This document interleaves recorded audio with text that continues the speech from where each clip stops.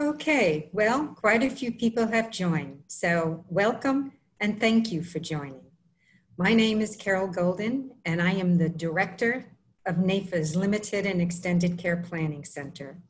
Today, Denise Gott will discuss proven approaches and techniques for talking to your clients about traditional long-term care and hybrids. First, a few housekeeping items. All attendees are on mute and listen-only mode. If you have a question, please use the Q&A feature at the bottom of your screen. We will address the questions as time permits at the end of the session. It is now my pleasure to introduce you to Denise Gott.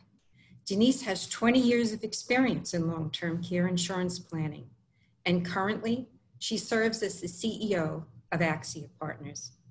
She began her career in long-term care as an agent in the field, selling individual and multi-life long-term care plans, as well as operating her own brokerage agency. Denise has been instrumental in the development of the Worksite division for ACSIA Partners, which focuses on education and implementation of long-term care plans in the workplace. She is a certified continuing education instructor and has contributed to dozens of media publications and promotions about long-term care, including Lifetime Network and CNN Radio. Denise is also a contributor to the many editions of Dignity for Life book. She holds the CLTC designation and, I am happy to say, is past president of NAIFA Cleveland. Ladies and gentlemen, Denise Gott. Thank you, Carol. Well, welcome everyone. I appreciate your time today, and hopefully this will be some valuable information for you, proven approaches and techniques to use with your clients and assisting them in providing long-term care insurance benefits to employees and potentially even very small, closely held businesses also. So we're going to start off a little bit with the history first. Some of you who have sold long-term care insurance in the past, perhaps you're familiar with the history, good and bad. You know, we've got a long history of long-term care insurance products being available, both individual, true group, and now MultiLife. And of course, you know, there have been some bumps along the way, in very similar to what happened in the past to the disability industry. So challenges out there, corrections for errors and assumptions that were made by actuaries when they're designing the products. We weren't aware of utilization way back when these products first came onto the scene in the late 70s. Unisex pricing was really not a big deal back when the products came out. Now we are very much realizing that women use long-term care insurance products more often than men. So lots of different things came into play. And of course, interest rates that we've seen near zero for many years. So the state of the industry has been a bit of a challenge. But we are now seeing a lot more rate stabilization, a lot more attention being paid to underwriting and different considerations that maybe weren't quite as important back 20 years ago when these products were really, really popular in the individual marketplace. So the need for long-term care planning has never been greater. The convergence of life expectancies with early onset chronic health conditions makes planning really critical. And, you know, a health change could happen at any time. So we really don't have the ability to predict that.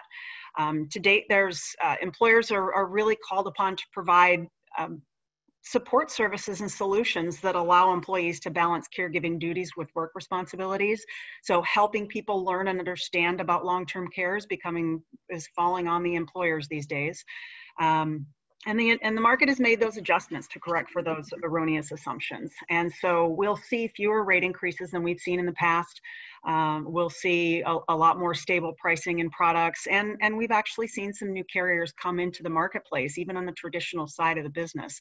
So we'll share with you a little bit about what's going on there in a few minutes. The government has not addressed this issue, and it's not likely to do so. Some of you will remember the Class Act a few years ago was supposed to tackle long-term care and make it a kind of like a national thing. Never made it into the healthcare bill. We're seeing some states that are actually putting some long-term care mandates in place, and so we'll see how all of that goes. But at the federal level, we're not really seeing any conversation or any kind of activity around the government addressing long-term care for the country as a whole. Employees look to their employers for solutions, as I already said. There's been a big departure of insurance carriers from the group market, and many of you probably remember MetLife, Prudential, John Hancock all exited the true group marketplace for long-term care. And what happened with that exodus was that lots of employers think that there aren't any options. And we'll talk a little bit more about that in just a couple minutes. But there are a number of new products, and it's certainly new pricing, and the availability is really a lot better than what a lot of employers realize. So moving on to our next slide here, we've seen a lot of the media address long-term care, but really we only ever see the bad stories. It's too expensive, and they focus on the rate increases, when in reality, for those of you who sold long-term care insurance and have people on the books, even rate increases that come in at 50, 60, 70% or more, the policies are still cheaper than if they were buying a new product today. And so we're constantly encouraging people to maintain what they have. They made a good decision when they bought, and so on. What I'd love to see the media report is that billions of dollars in claims have been paid to current policyholders, and that rarely gets any press. It's not sensational enough. So anyway, there's a lot that's gone on in the marketplace, and today what I want to do is share with you what's available, show you some of the I guess the approaches and the techniques that you can use with your existing policy or with your existing clients to potentially help them with the long-term care benefit. The problem's still here. The need for long-term care planning has never been greater, and despite the negative press history, the problem is only going to get bigger as the population ages and lives longer. Long-term care expenses pose the greatest single risk, the single biggest financial risk to your client's financial well-being. And that's true for all of us. It's not just your clients, it's for all of us. The cost of long-term care, look around and I'm sure there's plenty of people from all over the country on this call. Sorry about that.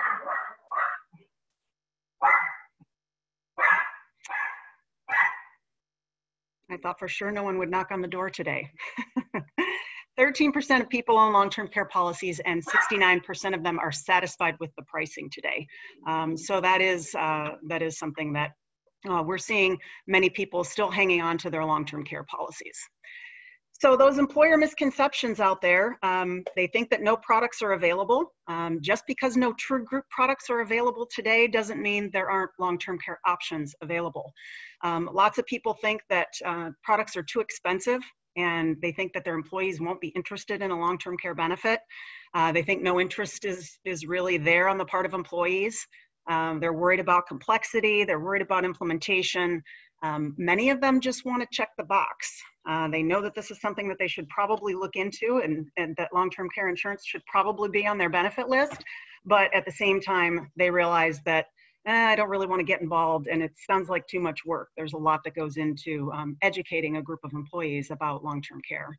So they have enrollment and participation concerns, and of course that rate increase concern is always in the back of their mind, because some employers have actually implemented plans and seen the rate increases that have come along with that.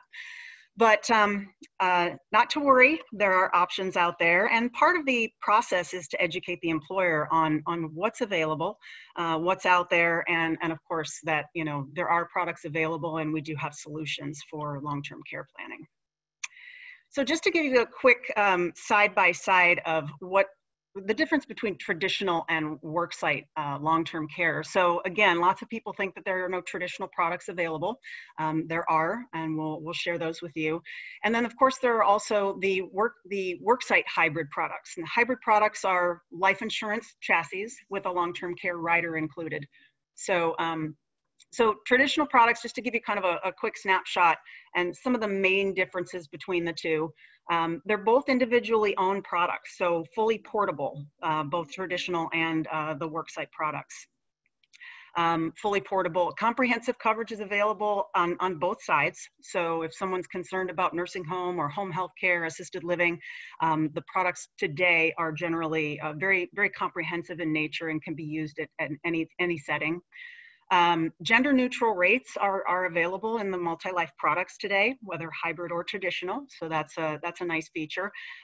It's generally kind of a blended kind of rate. So you'll see that, you know, men will pay a little bit more in the workplace than they would if they were shopping as an individual outside of a worksite setting.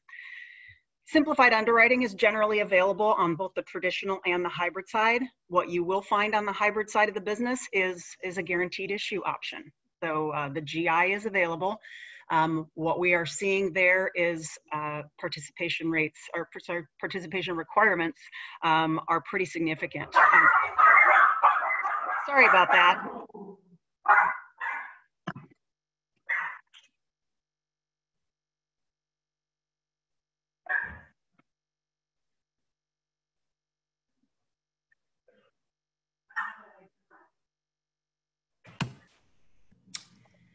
I'm sure Denise will be back in a moment. I'm sure most of you can understand. These are unavoidable things that happen to all of us. Sorry about that. Okay. Just when you least expect it. Okay, so substantial marital discounts are available with traditional long-term care on the MultiLife side. You don't see the discounts for couples available on the Worksite hybrid side of the business. So there's a little bit of a difference there. On the hybrid side, you can see spouse and child riders are available. On the traditional side, we generally see individuals have to apply on their own. So there are no riders necessarily on the traditional product side. Executive carve-outs and employer funding on the traditional side is common.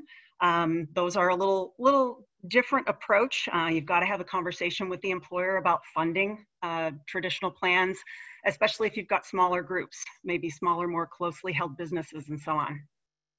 HSA funds can be used to pay for the traditional products. And so when you're talking to an employer group, oftentimes that conversation goes to the health savings account and what's available on that side, and what eligibility folks have in order to use their HSA funds to pay for long-term care insurance premiums. Extended family on the traditional side is usually available with full underwriting, and then on the hybrid side, we see spouse and child riders are available as well.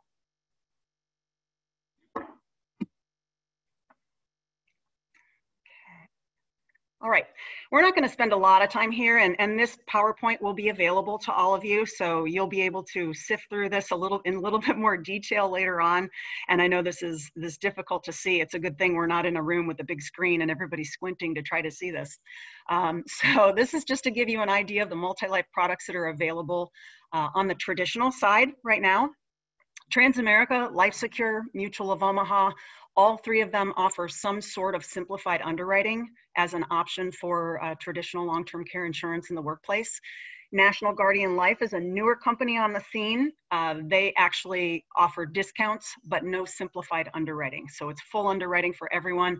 But if you had a group, a very small group, you could get a group discount for actually 2 to 5 issued employees. So that's really that's a nice thing to know, and a nice thing to have in your back pocket. If you have a small, closely held business, you know there's not health issues to be concerned with. So that may be an option in National Guardian Life. So the couple of the major variations that I'll point out here, Transamerica is available in all states but Massachusetts at the moment.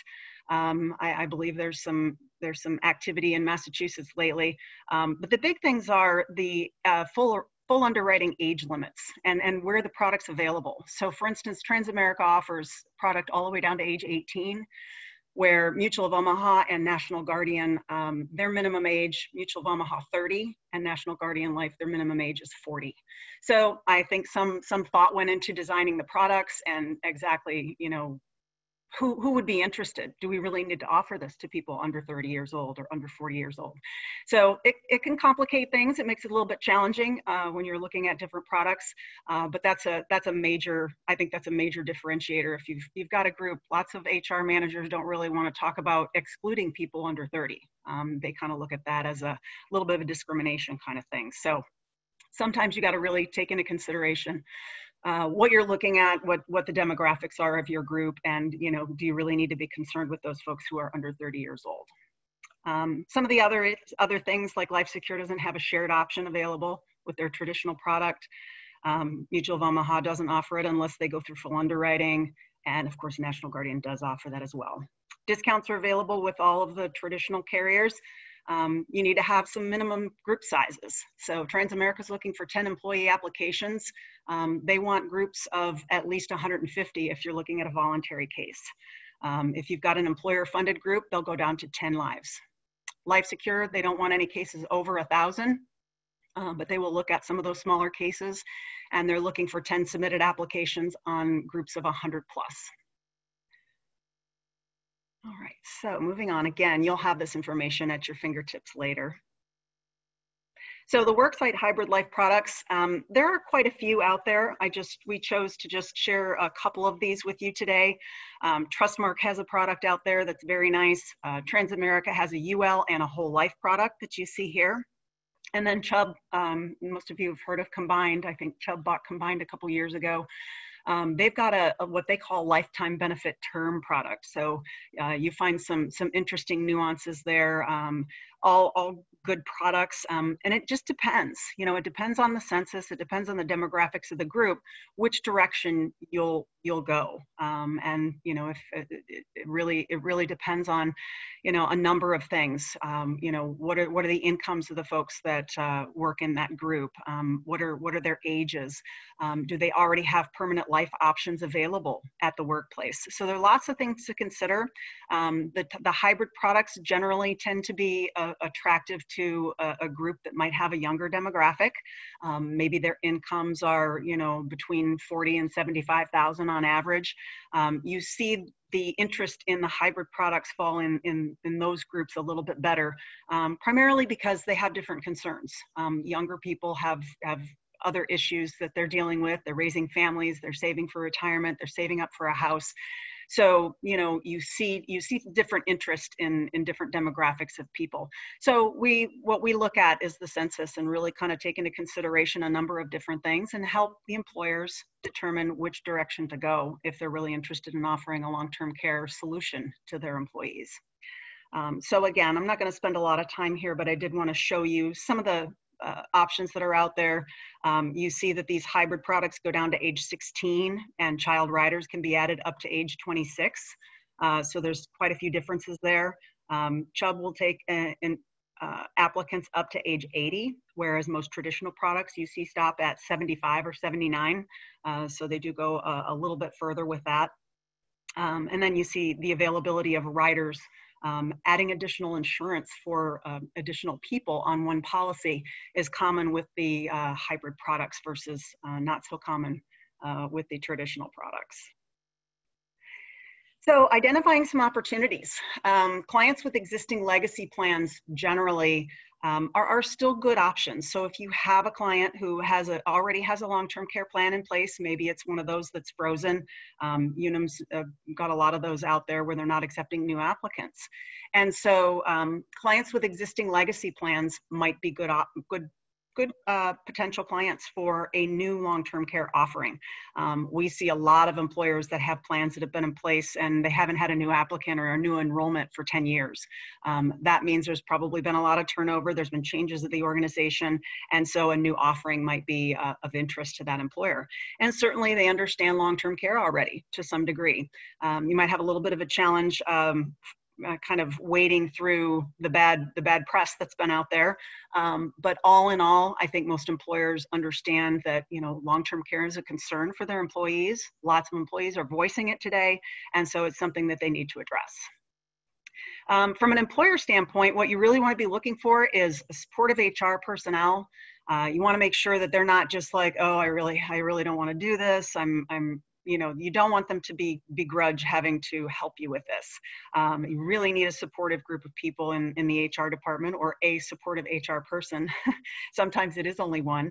The good news is, the way we work with brokers and NAIFA members is really to help the employer and help them just really make this turnkey. We don't expect them to understand all the details and the nuances around long-term care, and we don't want to add extra work to their workload. So this is really their main job, the employer and the HR department, is to help us get access to the employees, to help us provide the educational information for them. It's always good if an employer is already offering lots of other voluntary benefits. It means that there's generally interest, that they understand that they want to be supportive of what a variety of employees might be looking for. And so that's always a good sign. Good 401k participation is always a good sign. It's a good indicator that people will at least come and learn about the long-term care benefit. They have something at stake. They have something to protect. A stable industry. And what we mean by that is a lot of turnover is really a challenge with traditional and with hybrid long-term care products and offering those benefits. Because if you, and car dealerships are notorious for this, there are lots of people, the door's revolving. I had friends in the past who were car salesmen, and they go from one dealership to the next, and then they wind up back at the same dealership they started with at the beginning of the year. So you want to look for stable employment and not a huge high turnover. Doesn't mean it couldn't be a good case. It's just a little bit harder. You do have to try to reach as many people as possible, and oftentimes you're dealing with people coming off the payroll very, very soon after they apply, and so on and so forth. Some good candidates for executive carve-outs are the small, closely held businesses. So you've got a family-owned business, and mom and dad and son and 2 daughters work in the business, and maybe a couple of their spouses. So you've got this small group of people. And then maybe a couple of key employees. Key employees meaning those folks who are, they're critical and really important to the ongoing success of the business. So we're seeing a lot of it these days. In fact, we're talking to a group right now that they're going to do an executive carve out for 43 doctors. They want to keep those physicians there. They're really looking for ways to engage them and keep them at that doctor's or that physician's practice. So that opportunity exists, and it's out there. And there's a lot of opportunity for that out there. I think people think that, employers don't have any extra dollars. You'd be surprised at what they have available and what they're willing to do to recruit, retain key people. Long-term care is a prospecting tool for new clients. I'll show you what we're using these days to get people's attention. So there's lots of things to consider. There are cases that you will want to walk away from. You definitely want to have engagement and support of HR personnel and really just a general interest in making sure that employees get the opportunity to learn and understand what long-term care really is and how a long-term care benefit might help them. We always encourage, or I've done this for years, and Carol and I have known each other for a long time, and what we've always done is taken a solutions approach rather than a product. Product's important, obviously, but to really begin the conversation is understanding what the employer is looking for, understanding what employees, the demographics look like. You want to engage an expert in this area. If you've never done a long-term care offering, if you've never enrolled a case, maybe you've sold a couple individual plans in the past, definitely find someone to work with. It's imperative. Not only will it give you an edge in working with the carriers the carrier that your employer selects, but the experience and just understanding the process will definitely make your life easier. You always want to have a top-down message, engaging the decision makers, not just HR. You want to make sure that you get the key, the C-suite, make sure they understand what this is and what's being offered, and make sure that they're supportive of it. Education and awareness is key. Educating people about the long-term care, what it is. Nobody wants to buy something that they don't understand. Certainly they don't want to pay money out of their paycheck for that. So understanding what it is, how it works, what it pays for and what it costs. That's really the bottom line when it comes to long-term care. You always want to do an off-cycle enrollment. Lots of employers will say, oh, okay, we'll just put it on our platform, and when we have our core benefit enrollment in November, it'll be there. Unlikely that you'll get approval for simplified underwriting from any carrier if you do that. Most carriers, Transamerica, Mutual of Omaha, they want off-cycle. They definitely want to make sure that employees are paying attention to the education, that there is engagement there, and it's not just a check-the-box type of offering. So it definitely needs to be off-cycle. You don't want it to be mixed in with all the other benefits and so forth that are being offered, because it really just takes the emphasis and takes the attention off the long-term care benefit. And as I mentioned earlier, there are participation requirements for simplified underwriting. I think maybe there's been one time that we've missed an enrollment requirement, and we saw the warning signs. They're there. So, in hindsight, you can always go back and say, oh yeah, we shouldn't have done that, or we shouldn't have taken that case. But we know it's always evident if the enrollment's going to struggle. So find an internal champion is important also. Finding whether it's an HR manager or someone else that can help you just spread the word, help you encourage people to sit down and listen to one of the educational sessions. That's really the bottom line. It's not, oh, you need to buy this insurance, or, oh, long-term care insurance is important, you need to do this. It's, we encourage you to sit down and understand and learn about it. We understand that insurance isn't right for everyone, but the education is, and that's key. Bring something of value added service to the table. What we're using today is Your Care 360, and it's actually a platform that we've created that guides you through the caregiving journey. And I guess the best way to explain it is it guides employees and their families through a caregiving process and makes them more secure at home and more engaged at work. That's kind of the description that's easiest to remember. It's a platform with no-cost caregiving solutions. In general, it can connect employees to resources, directories, services, and really just helping people to identify, okay, if you need home health care services, where do you go? Where do you start? Does mom really need home health care? We need someone to help do an evaluation with her and really determine if she can stay at home or if she needs to be in a nursing home. The directories can be searched by zip code.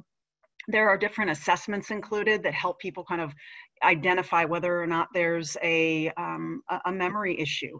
Things like that, if somebody has an immediate caregiving issue, oftentimes they don't know where to turn. And so what we've done is we've taken Your Care 360, which is this platform. It has a self-service guide, a toll-free assistance by phone. They can talk to a consultant and really kind of understand which direction to go, or they can take a self-guided tour. They can answer some questions and kind of walk through a decision tree of sorts and kind of learn a little bit about what's available. And at all times, there's a way to say, I want to talk to someone, whether it's by a toll-free number, whether it's an email. They can connect directly through the site to one of the services if they're so inclined. So Your Care 360 has long-term care funding analysis, and that's the insurance. That's an insurance component of the platform. But there are care planning resources. There's a residential facility guide. So these are all different providers that we have vetted to pull together into this platform to offer these services. And each one of these providers offers something for free. So a free assessment for home health care from the home health care agency. Real estate and relocation and moving services. Do you need to downsize? Is mom moving to an assisted living facility? Do you need somebody to help you sell the house? End of life planning, caregiving crisis assessments. I mean, when somebody's going through a crisis and it's with a family member and that family member needs care, guess what suffers? Work.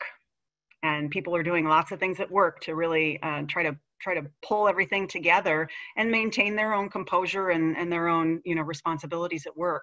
It can be tough. So employers have so far been very excited about Your Care 360. What we do is we offer this platform to them in conjunction with a voluntary long-term care benefit offering. And the idea being that you don't have to purchase anything to have access to Your Care 360. So somebody who may be not interested in insurance, they can't afford insurance, or maybe it's just not the right time, they still have access to all the resources and services that are available here in the platform. And so they can actually take advantage of something in the offering without buying insurance. Implementation is obviously part of the process, and in order to get to this point, you have to design a communication plan. And one of the things that we do for brokers is all of the work that goes along with this. We've been doing this for a number of years, and understanding what messages work, how messages need to be formatted in an email, what points in a letter are important, how to highlight certain things that really get people's attention. Education is, as I said earlier, very critical. We promote the educational programs at every point, at every turn.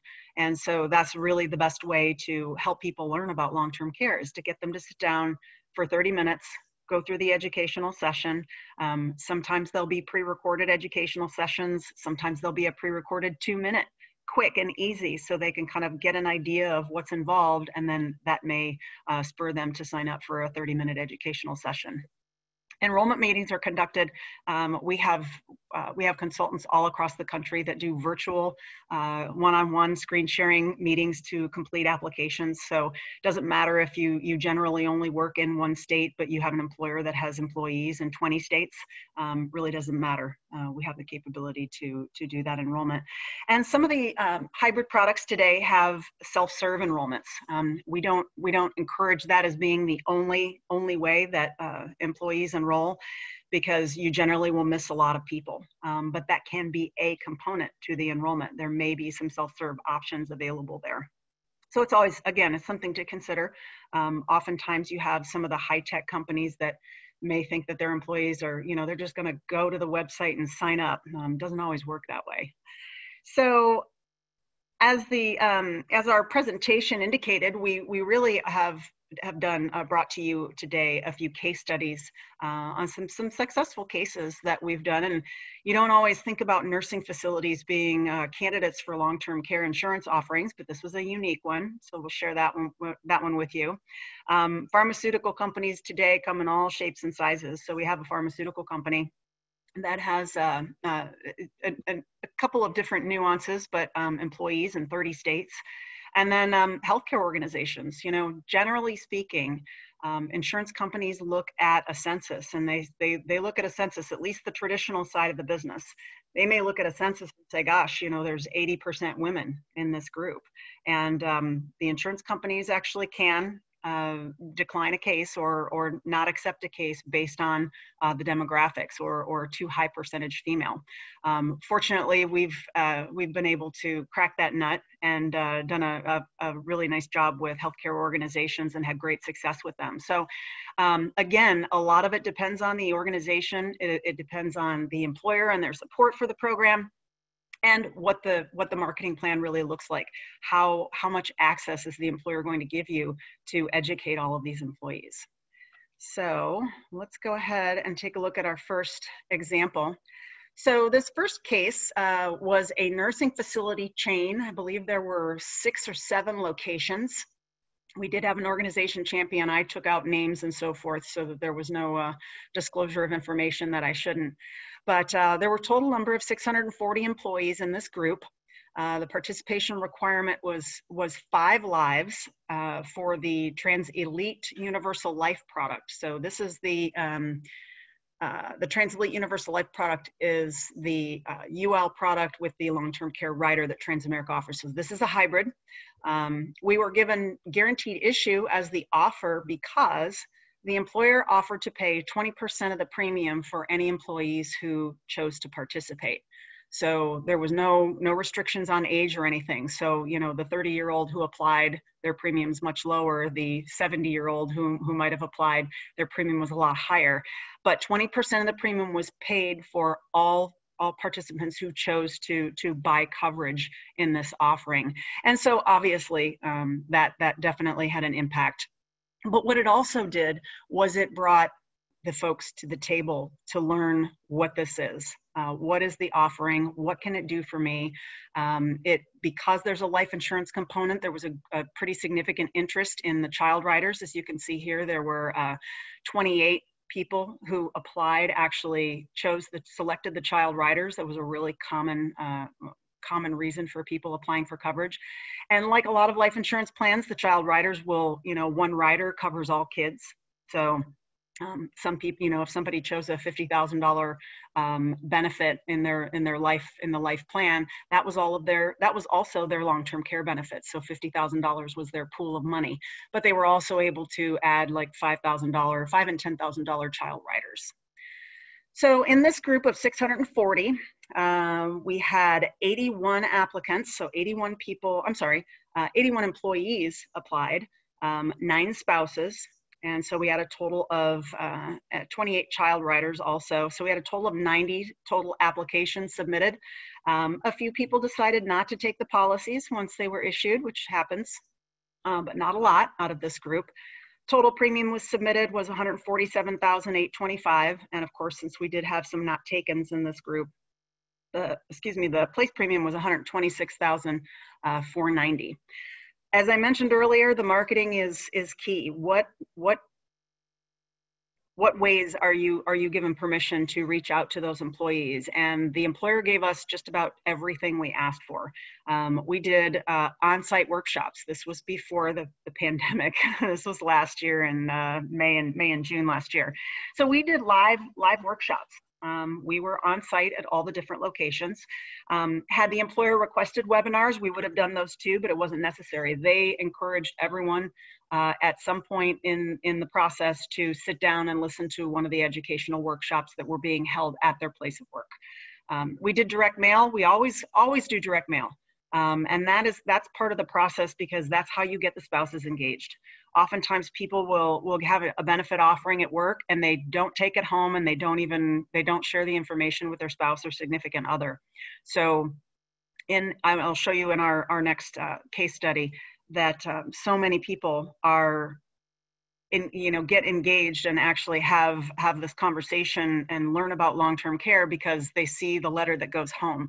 And maybe Joe Smith, who's at work, didn't bring the information that he got at work home to share with the family. So we get a lot of spouse engagement, significant other engagement, because of that direct mail that goes home. So it's just another way to get in front of those folks. Emails, co-branded website, obviously Your Care 360, we co-branded for these folks. Toll-free numbers so they can call and ask questions, or say I want to set up a time to talk to one of the consultants, and so on. This was guaranteed issue, so no one was declined. Everybody who applied for coverage and wanted it was issued a policy.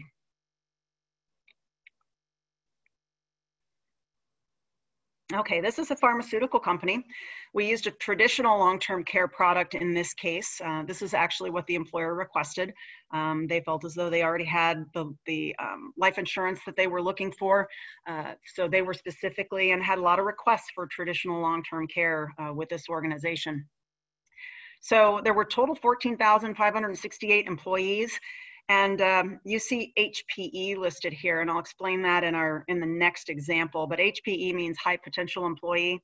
It basically says that in order to calculate the participation requirement, they take into consideration a smaller subset of the total population. They look at people who are 40 years old, make $40,000 a year or more, and work 40 hours a week. So that's and we call it the 40-40-40 rules. Just a way to kind of keep in mind exactly what they look for. But LifeSecure, in this case, did not have a participation requirement above 25. That was their number, 25. And so all we needed to do was hit 25 applications. And so that was easy. So in this case, we had simplified underwriting as the offering. This was an off-cycle enrollment. It's one of the ways, one of the key things that the insurance companies really look for. Is this the only product that's being talked about during the enrollment, or are there tons of other things going on and distractions out there? So because it was just simplified underwriting, we did have some people who were declined. And a lot of these declines probably came from spouses. Spouses had to go through full underwriting in some cases, and anybody over 65 had to go through full underwriting. So there were some declines in the situation, and there always are with simplified underwriting. Guaranteed issue is the only way you get everybody involved who applies. But this is something that's discussed very clearly up front. There will be some declines and there will be some people who can't qualify for coverage, but the vast majority of people who apply will be eligible, and with a lot of things that they can't get outside of traditional long-term care. So if they're applying on their own, many more people would have been declined in this group. So we had 816 simplified applications. So that means those people were 65 or under and worked 40 hours a week or more. We had a lot of spouse applicants who were simplified underwriting. That meant that they were working at somewhere, full-time somewhere outside the home. So SI for spouses is sometimes available. LifeSecure does that for us on many cases. Full underwriting spouses, that means they weren't working outside the home or they were over 65, and then other family members were also eligible, some retirees. So pretty significant premium. Total premium submitted was 1.8 million, total premium placed 1.4 million. So obviously that premium that was not placed was mostly declined premium. Okay. This group offered webinars. Lots of people came to the educational sessions. But percentage-wise, I mean, obviously that's only 10% of the people who were actually eligible or part of the group actually applied almost exactly. Isn't that weird? So 10% of the webinar attendees, 10% of the total population. But of those 1,456 who attended, 1,099 policies were issued. So good percentage of spouses applied for this coverage along the way, and we always encourage spouses to engage early, participate in the educational sessions and so on. And so that's widely encouraged across the implementation process. And then the last one is a healthcare organization. This is where the HPE came into play. So basically, this was a Transamerica traditional case. There were 43,000 lives total, but the number of people that the participation requirement was based on was 23,278. And that basically means that there were about half the population fell into that 40 years old, making 40,000 a year or more and working 40 hours a week. So that subset of the population was considered the high potential employee group, and that's where they based the participation requirement. So it made it a little bit easier to hit that number, obviously. We, of course, met the participation requirement because there were 2,974 applicants in this group. Lots of spouses participated as well, 845 spouses. And no simplified underwriting for spouses in this case. Transamerica does not do that unless there's employer dollars involved. And of course, in this case, we didn't see any employer dollars on the table. This case was initially enrolled in 2015. We've done subsequent enrollments on every year since 2015, and there's the total premium submitted on this case right now is well over 12 million. So there's tremendous opportunity out there, and this really, this came from a broker. The webinars, the workshops, the direct mail, emails, co-branded website. We have text messaging capability. We haven't seen any employers really latch on to that yet, but what we do find is once people have engaged and are interested in looking at long-term care insurance for themselves, maybe they want to see what a long-term care plan looks like. We see a lot of text messages flying back and forth between our consultants and the employee, just kind of trying to organize a time to get together, to trade information and so on. So text messaging is popular in this in the communication process, but clearly a successful case. I know that when you look at the difference between submitted premium and placed premium, the difference there is about 20%. So there were 20% of the people who applied, even in this case, were either declined or didn't take their coverage out, even if it was approved. So there were only 150 declines total, so there were probably some in there that decided later on that they didn't want the coverage. But if you think about it, for those of you who've written individual coverage, 80% placement on a long-term care benefit is pretty significant, it's pretty high. Most long-term care individual policies, you see, 30–40% of the people who apply actually don't get coverage, they're actually declined. So it allows us to bring a lot more people into the mix with the simplified underwriting process. So those are our case studies, 2 traditional and 1 hybrid. I will say that, not all hybrid cases, you're not going to get employer contributions in lots of those larger cases, but we see a lot of employer contributions in the small, closely held businesses. And many of those may be, many of you out there may actually have that opportunity, those small, closely held businesses or friends and family that are actually business owners. There's certainly opportunity there for executive carve-out type plans. And discrimination testing doesn't apply in those cases. You can carve out key people based on income, based on years of service, anything that really gives them some gives them some options that does not address, as long as the discrimination is not on age or sex or race or anything like that. So lots of opportunity here. Again, encourage you to seek out an expert if you've never done this before. If you have some potential prospects that you'd like to talk to, we are happy to help. So I'm going to turn this back over to Carol first.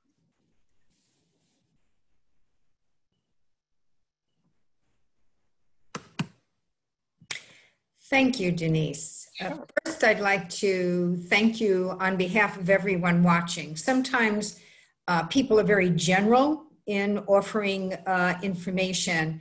And in this case, I think really hit the nail on the head. There's a ton to do. And I know that whenever I had a good case, I went to you guys. You do 99% of the work. All I did was the introduction, and you took it from there. But we do have a question from Mary Jo, who says that a 30-year health and welfare benefits consultant with career change, she's doing 2 financial services. And she thinks it really resonates with professionals.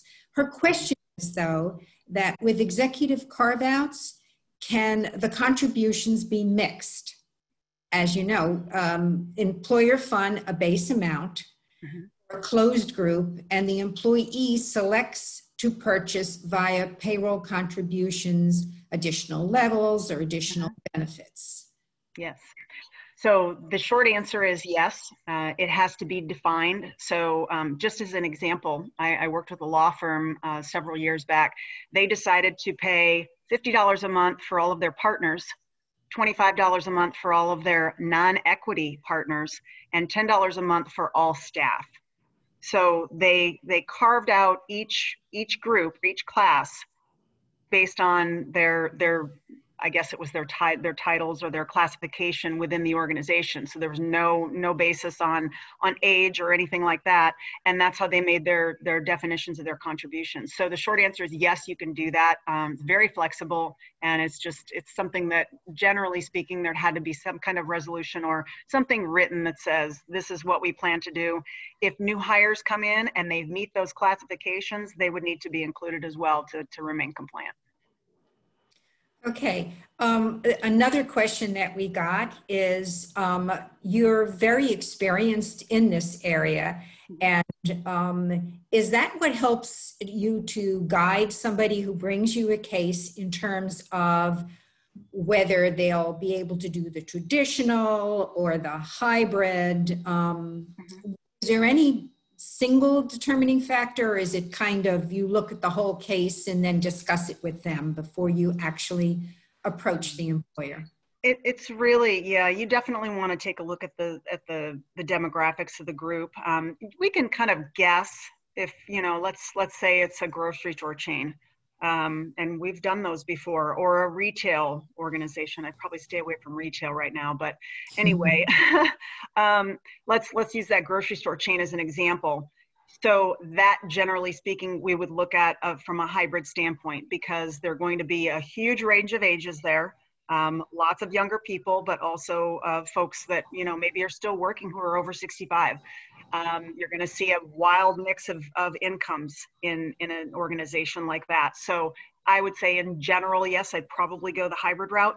But if you gave me, you know, a technology company, maybe, maybe not. You're going to have, again, a wide mix of incomes, you know, the big, you know, 100, 2, 3, $400,000 incomes. And then you're going to have some of the folks younger who are making that kind of money too. So it really depends. But sometimes we can kind of make a generalization and say, yeah, you're probably going to go the hybrid route there. Yeah, very helpful, frankly. And finally, we have only one last question. Have you, as an organization, found that COVID, because everything now is virtual, have you found that you're getting a little crowded out because people are getting so many things virtually? I know ACSIA Partners has been doing this virtual selling, virtual educating for years. I want to say close to a decade. So kind of have it down pat. But has COVID had any kind of effect on access, which you mentioned is really quite important? So I would say a little bit. You know, we like to do the on-site educational sessions. We like to have the engagement with people. Face-to-face is always good. But at the same time, you know, when you do a case that has locations in 50 different cities, someone can't be there in all of those locations. So has COVID had an impact? Not that much. I would say in some cases that we normally would have gone to the location and done some live seminars. They've opted for not, but we actually do have some that are still, you know, they still want you there. So it's kind of a mix. We're very fortunate that we got into the virtual sales process many years ago, as you said, probably 10 years ago. So. Well, that's all the questions we have. So Denise, would you bring up, please, your contact information, because there were some people in chat who did want to contact you one-on-one. Maybe they have a case and they're not, you know, they want to know what's involved from their end. They're not a long-term care specialist. And yet I think a lot of employers, as you said, some want to check the box, but some of them realize with COVID that having their employees distracted just with children and parents and everything else is a lesson learned. And so a few of them would rather contact you one-on-one. But on behalf of NAIFA and all of the people who are viewing this, thank you so much for the information you've shared. And I'm sure I speak for everyone when I say stay well. Thank you.